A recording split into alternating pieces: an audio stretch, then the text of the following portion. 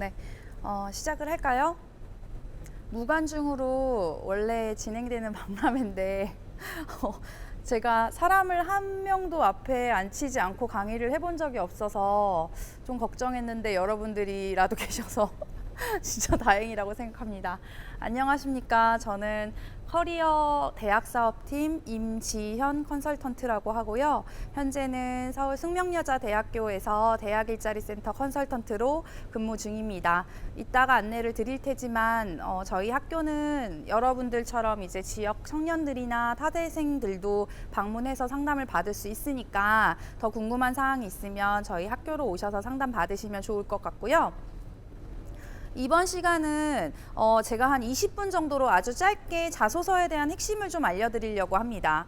자소서라고 하면 이제 여러분들이 굉장히 어렵게 생각하시고 제가 여러 학생들을 만나보니까 한 이 정도의 유형으로 좀 나뉘는 것 같아요. 학생들 대부분의 유형들이 이제 나는 쓸 게 없다. 아무것도 생각이 나지 않는다. 이런 얘기를 이제 많이 하시고 그런 경우에는 내가 가지고 있는 작은 경험에 의미를 부여하는 연습을 하시는 게 좋아요. 취업을 한 어느 누구도 아주 거대한 경험이나 화려한 경력을 가지고 취업을 하는 것이 아니라 아르바이트 경험이나 여러분들이 학교에서 했었던 프로젝트나 과제 그리고 대외 활동 같은 작은 경험에서부터 이제 시작을 합니다.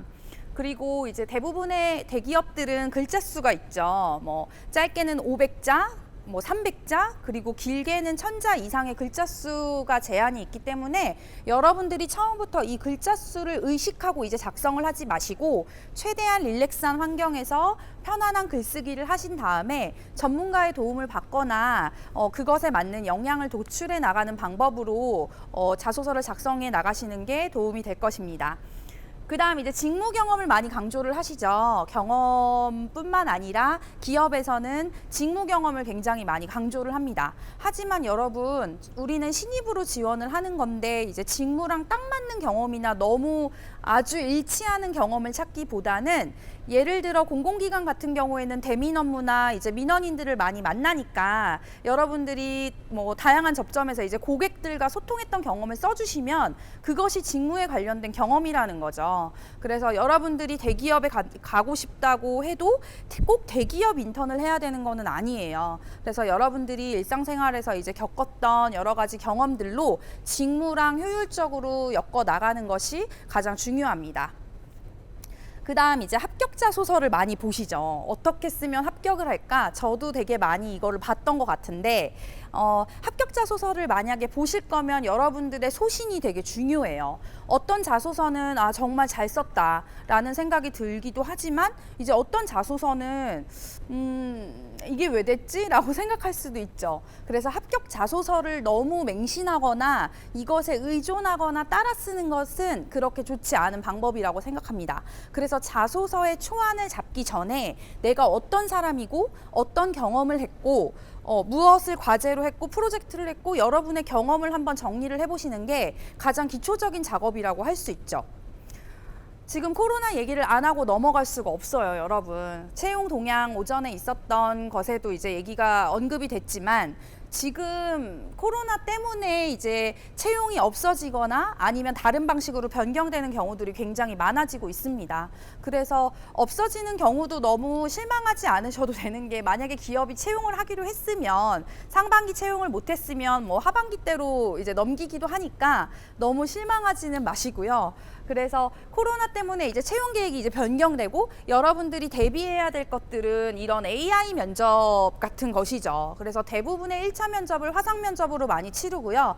그리고 이제 면접을 좀 소극적으로 보기 때문에 인적성 같은 것에서 이제 많이 거를 수 있겠죠. 그렇기 때문에 여러분들이 만약에 채용을 준비하신다고 하면 아무래도 이제 인적성이랑 면접까지 같이 이제 투 트랙 혹은 더 다양하게 이제 준비를 해주시면 좋을 것 같아요. 그래서 AI 면접을 연습할 수 있는 사이트는 각 취업 포털 커리어에도 이제 준비가 되어 있으니까 그쪽으로 접속하셔서 연습을 해주시면 좋을 것 같고요. 이런 솔루션, 이게 제가 이제 저작권 때문에 우리 학교 홈페이지를 따왔는데요. 여기 보시면 이제 AI 자소서가 있고 역량 검사가 있는데 여러분들이 AI 면접을 하게 되면 내 캠으로 노트북을 펼치면 이 캠으로 내 얼굴이 보여지는 면접을 하는 거예요. 그러니까 처음에는 되게 어색하겠죠. 내 얼굴이 이제 보여지고 내 목소리가 이제 들리고 헤드셋으로 이러니까 되게 어색한데 여러분이 만약에 화상 면접을 준비하고 AI 면접을 준비하실 때는 사람이랑 눈 마주침을 한다라고 생각하지 마시고 내 노트북에 있는 카메라랑 눈 마주침을 한다라고 생각하고 연습을 하셔야 되는 거예요. 그래서 이미 외국에서는 AI 면접이 굉장히 많이 도입이 되어 있고 코로나가 아니어도 화상 면접이나 AI 면접은 여러분이 이제 당면한 하나의 중요한 이슈이기 때문에 연습을 좀 많이 해주셨으면 좋겠습니다. 앞으로 계속 AI는 늘어날 거예요, 여러분. AI가 아니라 화상 면접도 굉장히 많이 늘어나고 있죠. 그리고 또 뭐가 이슈인가요? 자소서 쓰는데 이제 뭐가 이슈냐면 블라인드 채용을 많이 해요. 블라인드 채용은 뭐죠? 중요한 나에 대한 이제 학교, 지역, 성별, 뭐 나이, 전공, 학점 이런 것들을 이제 노출하지 않는 가리고 보는 이제 채용 방식이라고 할 수 있습니다. 특히 공공기관이나 금융권 같은 경우에는 블라인드 채용 이미 시작을 했고요. 여러분들의 전공, 학점 별로 중요하게 생각하지 않죠. 뭐 그렇다고 관리를 하지 말라는 건 아니고요. 그래서 블라인드 채용이면 일수록 이제 여러분들의 어떤 것에 주목할까요? 학교도 필요 없고 학점도 필요 없다. 그럼 뭐에 주목할까요? 경험에 주목하겠죠. 물론 공공기관은 NCS 점수도 굉장히 중요해요. 뭐 50% 들어가는 것도 있고 되게 중요하지만 사기업 같은 경우에는 아무래도 면접 때 여러분들이 어떤 경험을 했는지, 어디에서 인턴을 했는지, 거기서 무슨 노력을 했는지가 자소서에 고스란히 담겨 있어야 합니다. 그래서 입사지원서는 입사지원서랑 면접이랑 뭐가 더 중요할까요? 뭐 면접이 더 중요하죠. 그런데 면접을 보려면 서류를 내야죠. 네, 그래서 입사지원서는 면접의 기회를 얻기 위해서, 그리고 내가 취업을 하기 위해서, 그리고 직무와 나랑 잘 맞다라는 것을 어필하기 위한 굉장히 중요한 페이퍼고요. 그래서 지원서 내용을 바탕으로 이제 면접이 진행이 된다라는 것에 이제 주목을 하시고 내가 말할 수 있는 내용으로 적으셔야 돼요. 감당 안 되는 거 적지 마시고. 그래서 요새는 되게 이제 좀 과장을 하거나 뭔가 오버스러운 자소서보다는 조금 진솔하고 솔직한 자소서가 굉장히 이제 반응이 좋죠. 그래서 여러분들이 굳이 거짓말을 하실 필요도 없고요. 내가 정말 좋아하는 것을 적으시면 돼요. 그래서 뭐 서류의 양식은 다 다르지만 대부분 이런 양식으로 되어 있죠. 그래서 이력서는 여러분이 팩트를 적어야 돼요. 거짓말하면 안 되죠. 내가 어디 학교 나왔고, 네, 사진도 잘 붙이시고요. 사진은 최대한 이제 정장이나 단정한 복장을 해서 넣으시면 굉장히 좋겠습니다. 그래서 사진이 없으신 분들은 다시 찍으셔도 좋고요. 그리고 복학을 앞두신 분들은 이제 조금 나중에 취준생이 됐을 때 이제 찍으시는 게 가장 좋겠죠. 최근 사진이 좋으니까요.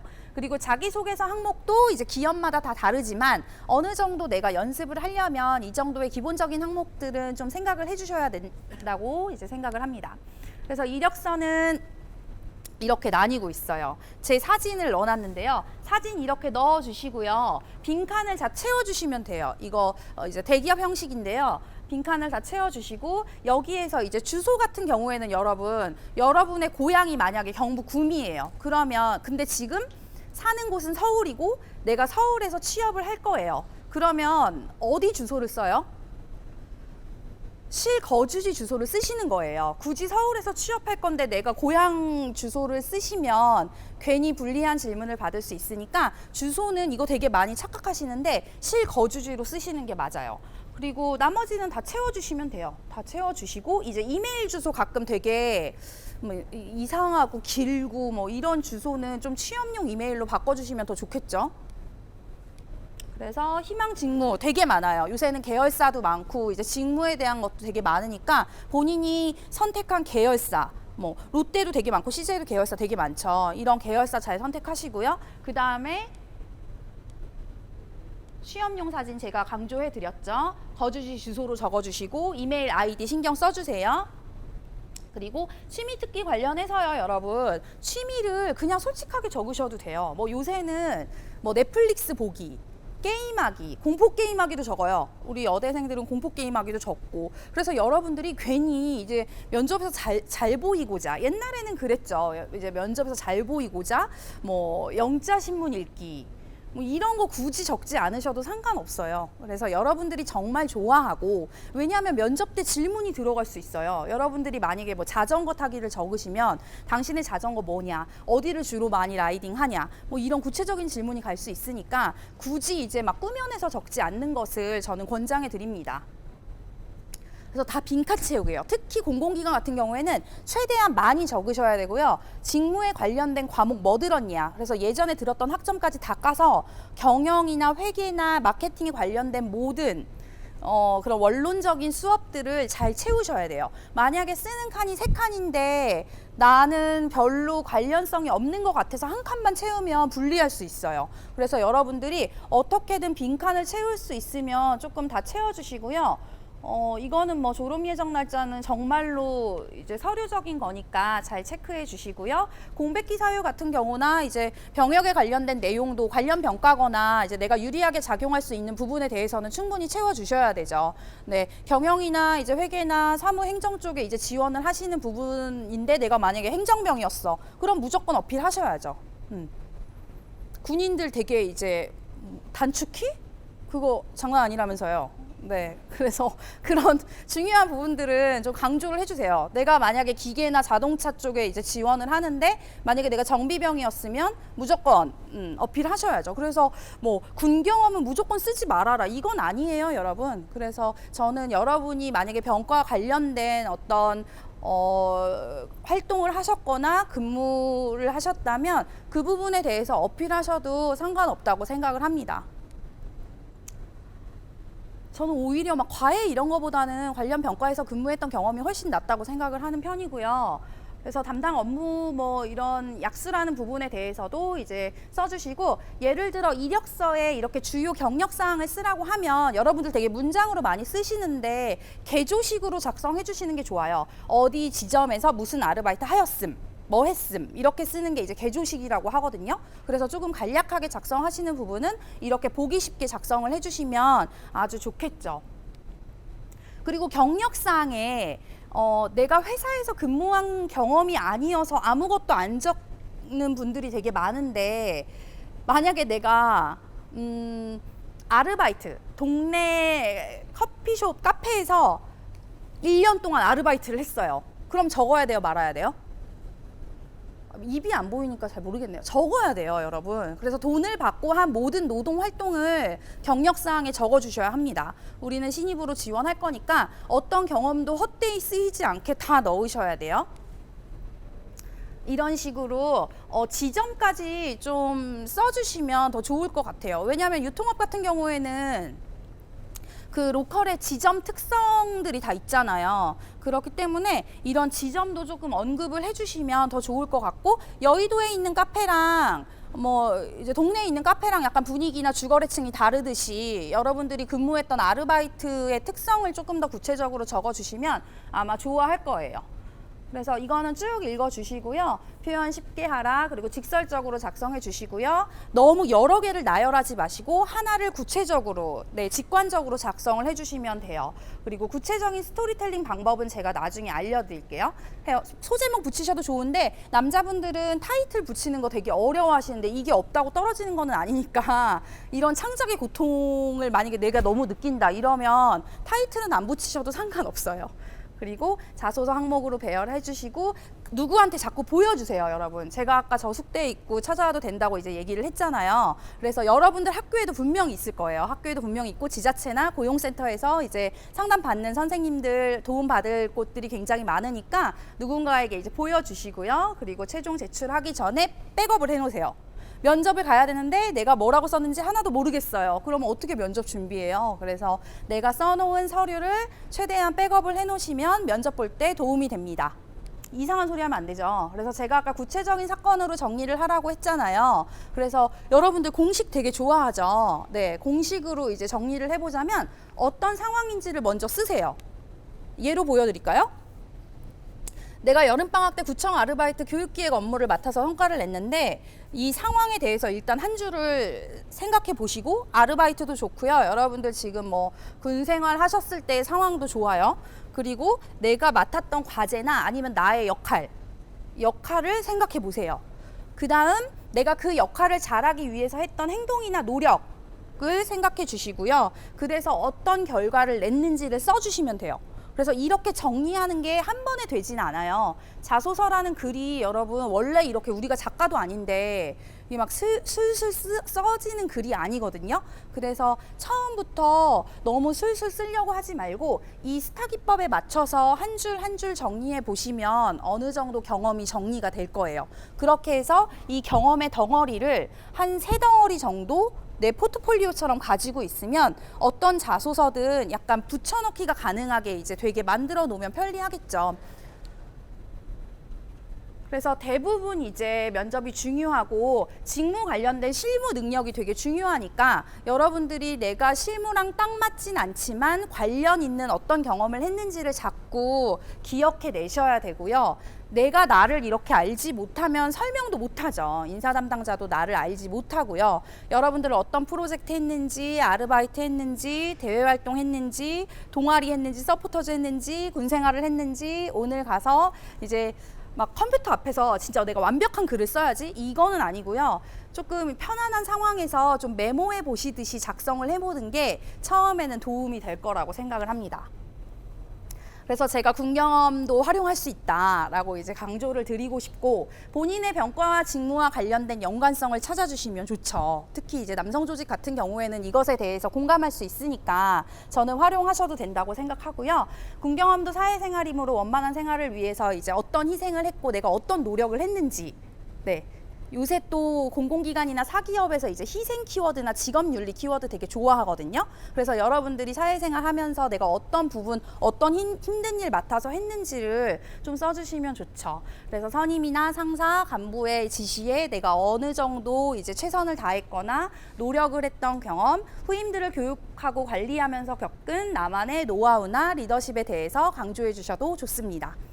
그리고 뭐 이공계 제가 아까도 말씀드렸다시피 화학이나 정비병들은 이제 관련 병과에 좀 집중해서 써주시면 더 좋아하겠죠. 결국에는 남성 조직이니까 아무래도 더 좋아하겠죠. 그리고 복학을 앞두신 분들은 이제 가산점 전공 과목 확인하시고요. 아르바이트 경험 전무하다면 새로운 경험 도전하시고요. 학점 관리해 주시고 이제 여러 선생님의 도움을 좀 받아주시기를 바라고요. 이런 프로그램을 적극적으로 이렇게 앉아 계실 정도면 굉장히 적극적이라고 저는 이미 생각을 하고요. 복학생 이거 대학 설계는 제가 여러분들 보여드리려고 가지고 왔는데 출처가 이제 삼성물산 대학생 기자단 블로그에서 이제 복학생들이 이런 게 도움이 된다라고 남겨놨더라고요. 그래서 제가 찾아보다가 가지고 왔고 들어가서 한번 읽어보시면 재밌을 것 같아요. 그래서 여러분들 이거 경험이 얼마나 중요한지 한번 보세요. 모든 기업에서 결국에 여러분들의 경험에 집중하고 있어요. 그렇기 때문에 제가 아무리 강조해도 지나치지 않은 것이 여러분들이 가지고 있는 개인적인 직무에 관련된 이제 경험이죠. 그래서 자기소개 포트폴리오를 다 만들어 주셔야 돼요. 이렇게. 이게 없다면 지금부터 노력하시면 되고요. 그래서 정보를 얻는 곳. 알리오 시스템은 공공기관에 대한 모든 정보를 여기서 얻으시면 돼요. 네, 공시되어 있는 공공기관 다 여기 들어가 있고요. 그리고 이런 식으로 이제 공시 일정까지 다 나와 있으니까 만약에 내가 공공기관이나 이제 공기업에 관심이 있다라고 한다면 이제 올해 하반기에 알리오 사이트에 올라온 공공기관 정보를 활용하시면 됩니다. 그리고 아까 말했던 내가 경험이 너무 없다, 재밌는 거 해본 적이 없다라고 하면 대외 활동이나 공모전 정보 알아보셔서 여러분 떨어져도 좋아요. 실패 경험도 많이 물어보잖아요. 요새 어려웠던 경험이나 실패 경험도 많이 물어보니까 내가 정말 해보고 싶은 거에 도전했다가 그냥 떨어지셔도 상관없어요. 그게 다 여러분에게 이제 예를 들어 내가 영상을 하나도 모르는 사람인데 영상 공모전에 이제 나갔다가 떨어질 수 있죠. 내가 영상을 원래부터 만졌던 사람이 아니니까. 그럼에도 불구하고 회사에서는 이 친구가 어느 정도 이제 도전의 가치가 있는 것에는 최선을 다했구나라고 이제 생각을 해준다는 거죠. 그래서 신고시나 이제 대티즌 네, 이런 대티즌 같은 데도 공모전이나 재미있는 대외 활동 정보가 굉장히 많으니까 여기에서 이제 너무 무겁지 않은 걸로 좀 도전을 해주셨으면 좋겠습니다. 그래서 마지막으로 취업을 위해서 여러분들이 좀 해주셨으면 좋겠는 것은 좀 내가 좋아하는 것을 찾아주시고 그 다음 내가 잘하는 게 뭔지 생각해 주시고 나만의 스토리를 그걸로 만들고 실패를 두려워하지 않으셨으면 좋겠고요. 공모전이나 대외활동 하나쯤은 좀 적극적으로 참여해 주시고 신문, 사회면, 경제면 어떤 회사가 뜨고 어떤 회사가 지고 지금 채용 환경이 어떻고 어떤 대기업이 공채가 없어졌고 이 정도는 여러분들이 알고 있어야 되겠죠. 그리고 금융권 지원하실 분들은 뭐 크라운 출판사나 금융용어집 이런 거 사서 모기지론이나 서프라임 이게 뭔지는 알아야 되니까 신문을 다 보지 마시고 메인만 보셔도 돼요. 메인만 보셔도 돼요. 그래서 과제나 활동 관련 메모 작성해 주시고 그 다음 관심 기업을 좀 설정해서 그것을 앱에서 하트를 좋아요 눌러 놓으면 푸시 오거든요. 정보가. 그런 식으로 어플리케이션을 활용해 주셨으면 좋겠습니다. 그래서 여러분들 되게 짧은 시간이었지만 이렇게 집중을 잘 해주셔서 감사하고요. 숙명여자대학교에 언제든지 이제 대학 일자리 센터에 상담 신청하시면 컨설턴트가 상담해 줄 수 있으니까 언제든지 시간 내서 상담 받으러 오셨으면 좋겠습니다. 이상으로 저의 짧은 강의는 마치도록 하고요. 여러분들 잘 들어주셔서 감사합니다.